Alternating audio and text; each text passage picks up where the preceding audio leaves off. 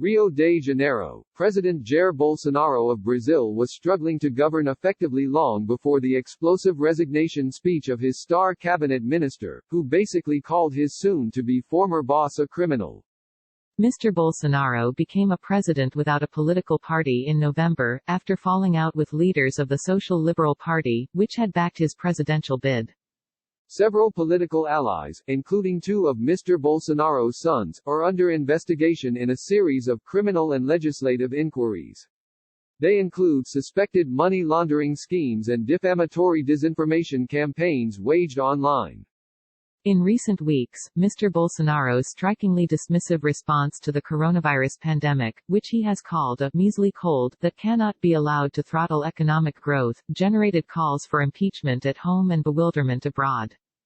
Given those challenges, which have left Mr. Bolsonaro deeply isolated, the dramatic exit of Justice Minister Sergio Moro on Friday was seen by critics and supporters of the president as a potentially destructive blow to his grip on power as his second year in office gets underway amid a public health crisis and a recession. Known for his bombast and braggadocio, Mr. Bolsonaro may be gambling that lawmakers will not dare to impeach him and put Brazil, Latin America's largest country, through another political spectacle like the one that felled a predecessor, Dilma Rousseff, 4 years ago. It remains unclear what the recent developments will mean for his support base, which includes evangelical Christians and a stable of military leaders he appointed to top jobs. Mr. Moro, a former federal judge who became the most iconic figure of an anti-corruption crusade that sparked hope across Latin America in recent years, resigned in protest after Mr. Bolsonaro fired the federal police chief, Mauricio Valeixo. In an extraordinary televised address delivered Friday morning from the Justice Ministry in Brasília, the capital, Mr. Moro said Mr. Bolsonaro intended to appoint a new police head that would do his political bidding by keeping him abreast of investigations and compiling intelligence dossiers at the president's request. Mr. Bolsonaro intends to appoint Alexander Ramagem, the current head of Brazil's intelligence agency, as the new police chief, according to reports in the Brazilian press. Mr. Ramagem was Mr. Bolsonaro's head of security during his presidential campaign. Mr. Moro's accusation prompted Attorney General Augusto Aras to ask the Supreme Court to open a criminal investigation into the conduct Mr. Moro had described, saying that if confirmed, it amounted to obstruction of justice and other crimes. This all wears down the government at a time when all energies should be focused on fighting the virus and shoring up the economy, which is mired in crisis given the growing unemployment, misery and hunger. Senator Sergio Olimpio Gomes, who until recently had been among Mr. Bolsonaro's top allies in Congress, said Friday night, "What happened yesterday constituted a perfect storm." As Brazil's coronavirus contagion accelerated this past week, with nearly 53,000 confirmed cases and 3,670 deaths, speculation intensified over how much longer Mr. Bolsonaro would last in power as talk of impeachment and resignation ramped up. The president is digging his own grave, former President Fernando Henrique Cardoso, who governed from 1995 to 2002, wrote in a message on Twitter. May he quit before he's removed. Spare us, on top of the coronavirus, from a long impeachment process. Gilmar Mendes, a Supreme Court justice, said Saturday that it was hard to predict just how damaging the investigations will be for Mr. Bolsonaro. Up until recently, I had the sense that the political class had no interest in talking about impeachment, he said. Now this is being discussed again with greater frequency. Mr. Bolsonaro appeared to grasp the political peril he faced when he delivered a long, defiant address Friday night in which he called Mr. Moro a liar and opportunist. The government endures, Mr. Bolsonaro said toward the end, flanked by his remaining ministers.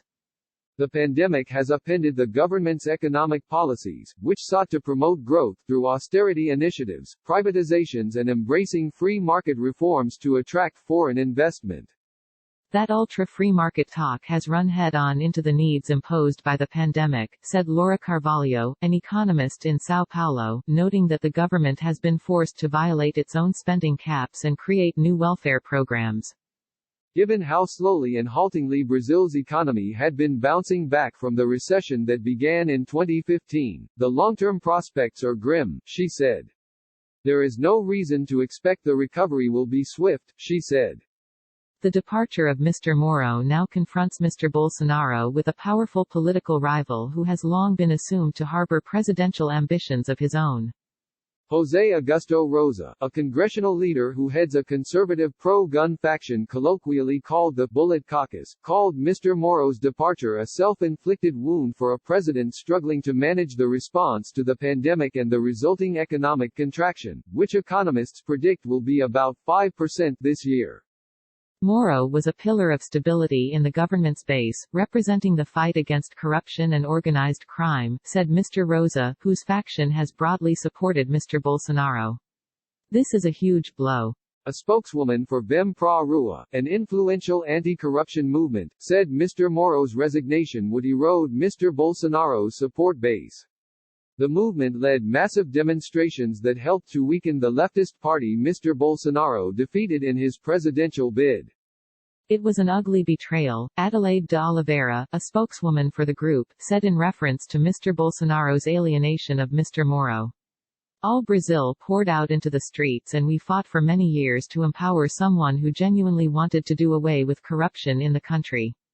Sadly, the dream ended today. While several Latin American leaders have seen a bounce in public opinion as they imposed strict quarantine measures to curb the spread of the coronavirus, Mr. Bolsonaro's popularity has dropped amid what critics call a flailing response. The president's opposition to social distancing measures led him to fire his popular health minister last week and pick fights with some of the country's most powerful governors. Acácio Machado, a 70-year-old retiree in Rio de Janeiro who voted for Mr. Bolsonaro in 2018, said he has come to regret his choice in recent months. I voted hoping there would be a change, but I was fooled, he said, adding that many friends who voted for Mr. Bolsonaro had also come to rue their decision. If I had had a crystal ball at the time, I would have spoiled my ballot. Ernesto Londoño and Manuela Andreoni reported from Rio de Janeiro and Leticia Casado reported from Brasilia.